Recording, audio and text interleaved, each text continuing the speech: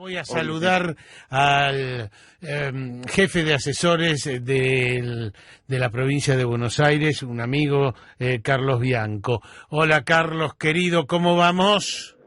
¿Qué tal? ¿Qué tal? Buenas tardes, ¿cómo están? Bien, Carlos, bueno, tremenda semana han tenido con Axel Kicillof en China, todo el tiempo en comunicación, pero han tenido el caso de la cocaína envenenada, más el lío que seguimos teniendo con el COVID, o sea, una semana muy caliente.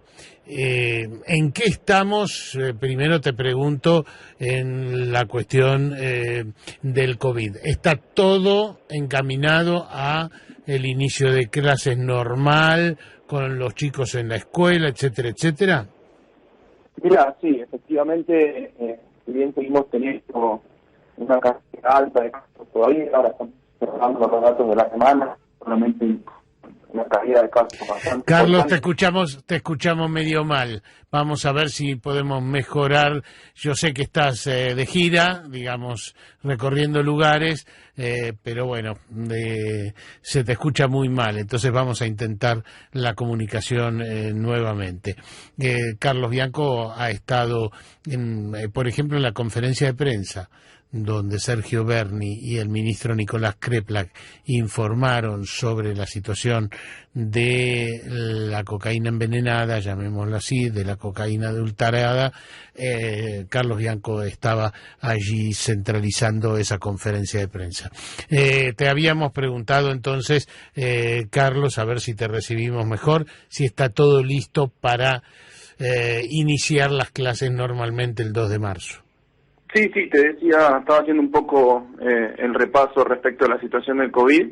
La semana pasada los números mostraron una caída importante de casos, de un 33%. Ahora mismo estamos cerrando los datos de esta semana y que en principio también indican una nueva caída de la cantidad de casos. Así que en principio estaría descendiendo por tercera semana la curva de casos. Los internados, digamos, los nuevos internados, ¿también van bajando? Sí. Lo bueno de esta tercera ola, gracias al plan de vacunación histórico que se llevó adelante, es que la proporción de internados respecto de casos es muy, muy baja, y lo mismo que los fallecimientos. Nuevamente, lo dijimos siempre, esto tiene que ver con el efecto, con la inmunización que tiene la vacuna. Nosotros llevamos ya cerca de 35 millones de dosis en la provincia de Buenos Aires, entre primera dosis, segunda dosis y tercera de refuerzo, y bueno, estos son los resultados que tiene. Como siempre dijimos, cuando se discutía sobre la vacuna, las medidas de cuidado, la libertad, etcétera, el gobernador fue muy claro: la única verdadera y legítima libertad que podemos tener en el marco de una pandemia es inmunizar al conjunto de la población, y bueno, en esa carrera estamos. Básicamente, entonces ahora todo está enfocado, me parece, al inicio de clases, ¿o no? Sí, efectivamente, la idea es obviamente empezar de modo presencial. Nuestro ministro Sileoni está trabajando en ese sentido, con los más de 10.000 establecimientos educativos de nuestra provincia, con los más de 5 millones de alumnos, y eso ha sido justamente el resultado de este esfuerzo de vacunación. También lo que hemos hecho, que ya lo anunció el gobernador hace un par de semanas, y para asegurar el inicio de clases del modo más normal y razonable posible, es establecer la vacuna libre de tercera dosis para toda la comunidad educativa. Así todos están lo más inmunizados, lo más cuidados posibles. Ese es el objetivo: arrancar en tiempo y forma los primeros días de marzo. Carlos, ¿cómo es? ¿Va a haber, digamos, vacunación en las escuelas? ¿Va a haber en algunas escuelas sí, en otras no? ¿Cómo es el mecanismo, digamos, ahí para dar el último toque ya el 2 de marzo? Sí, se está vacunando en múltiples establecimientos educativos. Se han establecido postas de vacunación, lo mismo que se está haciendo más allá de los vacunatorios tradicionales, inclusive en formas novedosas para apuntar a públicos determinados, que a veces tenemos todavía alguna proporción menor de vacunados. Por ejemplo, los más jóvenes, como ustedes saben, esta semana se hizo lo que llamamos la noche de las vacunas, en donde se establecieron postas de vacunación nocturnas en lugares en donde puedan ser más accesibles para los jóvenes y también para aquellas personas que durante el día trabajan, entonces hacia la tardecita, la noche, podían ir a vacunarse en una sola noche en ese marco de 100 vacunatorios nocturnos, digamos. Se vacunaron 26.000 personas, así que fue muy buena, fue una medida muy buena que llevó adelante el ministro Kreplak a partir de la instrucción del gobernador. Así que bueno, eso, en todos los ámbitos estamos tratando no solo de ofrecer en los vacunatorios tradicionales la oferta de las distintas dosis, sino también estableciendo mecanismos y dispositivos puntuales para avanzar en sectores determinados. ¿Va a haber otra noche de las vacunas? Mira, no sé, lo tendremos que definir. Nos pareció que fue un éxito la medida, es muy probable, pero bueno, estamos trabajando en distintas aristas para atacar a toda la población para poder vacunarla. Me pregunto, Tuni, sí, Carlos sí. percibe, Sí. si Carlos percibe, Bianco, que se ha vencido la resistencia a la cuestión de la vacunación. Digo porque es muy exitoso, Carlos, yo estoy en la costa, en el partido de la costa, y es muy exitoso cómo ha respondido la gente aquí, bueno, a esos lugares itinerantes, ¿no?, de vacunación. Sí, efectivamente, me parece que si bien se produjeron muchas, llamémoslas operaciones de prensa, y en algunos casos operaciones políticas en contra de la vacuna, desde el principio del proceso del operativo de vacunación, ustedes se acordarán, nosotros empezamos allá por el 29 de diciembre de 2020 a vacunar, y en ese contexto algunos dirigentes de la oposición decían que la vacuna era trucha, que la vacuna era mala, que no estaban las seguridades para la vacunación, que algunas vacunas eran preferibles a otras, etcétera. Me parece que eso por la prepotencia de trabajo que se llevó adelante en el proceso de vacunación, por explicarle muy claramente qué es lo que estuvimos haciendo todo el tiempo a la gente, esto que te decía antes, que la única forma de que volvamos a tener una vida más normal era vacunarse. Me parece que es una batalla dialéctica, una batalla cultural y una praxis que hemos vencido. Por eso, muy rápidamente, yo me acuerdo que primero las vacunas eran un problema, eran veneno, eran truchas, y a los 2 o 3 meses estaban diciendo que el problema era que faltaban esas mismas vacunas. O sea que Claro. La oposición y ciertos medios concentrados porteños fueron mutando además en su discurso, pero siempre con el mismo objetivo: hacer daño, sacar intenciones a la gente para que se vacune. No sé con qué objetivo político, porque yo la verdad que no le veo la ganancia política de haber hecho todo esto. Al contrario, me parece que lo que terminó sucediendo es que la gente nos agradece muchísimo haber conseguido la vacuna y haberlo vacunado. Helio, a mí me parece que, Carlos, no hay ninguna indicación ni limitaciones a los partidos de fútbol que vuelve la liga a partir del jueves, ¿no? No hay limitaciones. Salvo No que hay haya habido, limitaciones. lo dirá Carlos, pero salvo que haya habido de último momento una resolución al respecto, o que la hubiera el próximo martes en la reunión de los dirigentes, no he escuchado tú ni tampoco Carlos, me parece.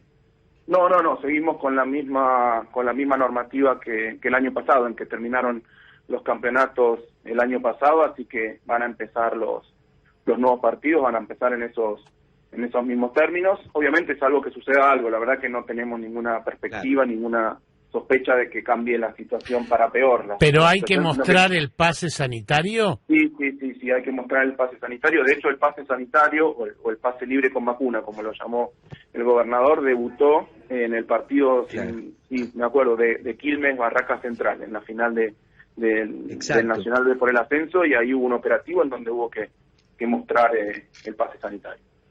¿En el celular lo mostrás? En el celular o físico, la tarjeta que se ofrece en los vacunatorios. Carlos, te cambio a la cuestión de la cocaína adulterada. Dan por terminado esto. ¿Ustedes creen que esto tuvo una intencionalidad? ¿Creen que es una guerra entre bandas? ¿Creen que hubo un cocinero que se equivocó con un componente?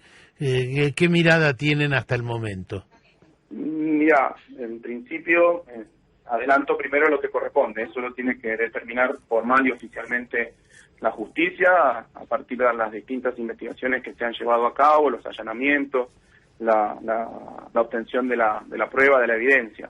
Lo que nosotros vemos desde el Ejecutivo, esto lo estuvimos hablando con el ministro Berni durante toda la semana, es que no hay ningún indicio para pensar que acá hay una guerra de narcos, no hay la inteligencia, las acciones de inteligencia criminal que ya se habían llevado antes y las que se realizaron durante esta semana, porque hay que recordar que el pedido de allanamiento por parte de la policía de la provincia de Buenos Aires estaba hecho desde diciembre y la justicia no había liberado ese allanamiento. Por eso ya había una investigación criminal previa en donde no se observaba que había un problema de bandas narcos y, bueno, no hay ninguna evidencia de que eso suceda.